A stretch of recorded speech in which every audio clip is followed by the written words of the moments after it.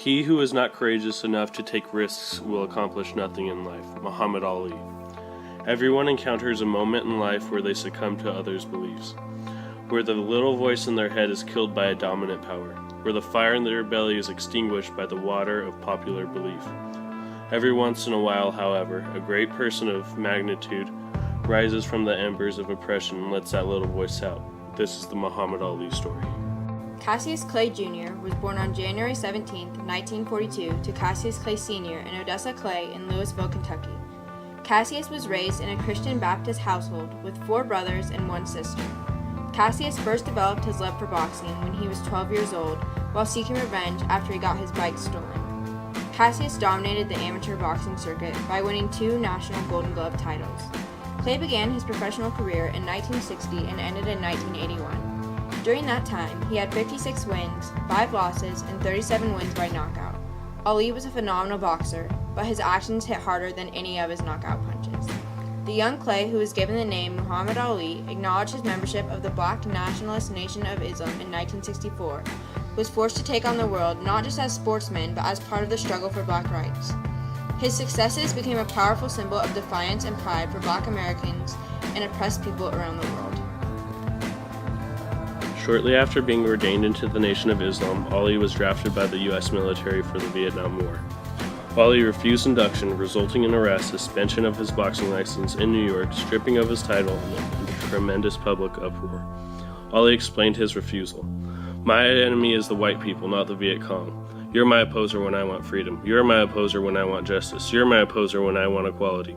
You won't even stand up for me in America because of my religious beliefs, and you want me to go somewhere and fight when you won't even stand up for my religious beliefs at home?" Ali became an influential voice in the struggling effort for equality amongst the African American community.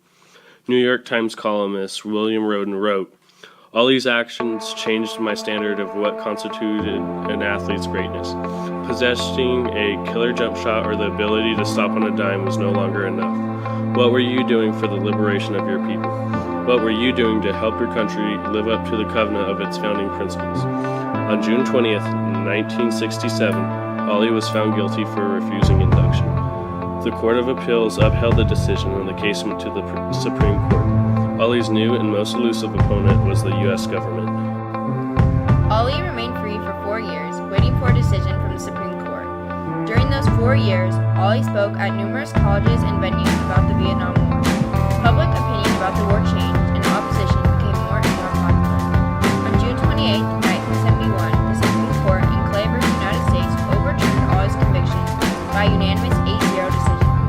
Ali inspired Martin Luther King Jr., who had been reluctant to address the Vietnam War for fear of alienating the Johnson administration and his support for the civil rights agenda.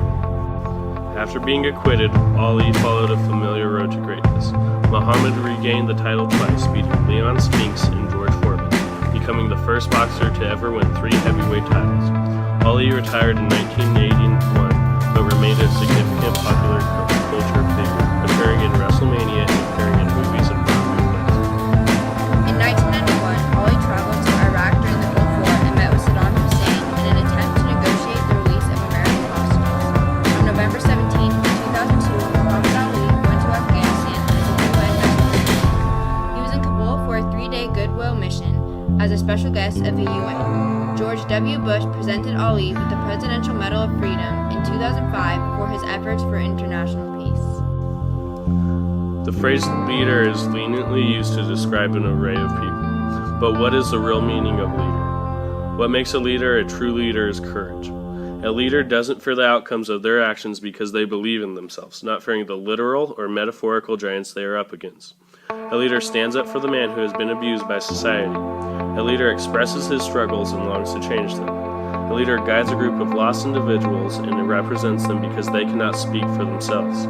Ali is the epitome of the phrase leader. Whether it was a 6'4", 260-pound George Foreman or the U.S. military, Ali never backed down. He spoke his words with conviction and executed his actions with intent. Muhammad Ali is the greatest of all time.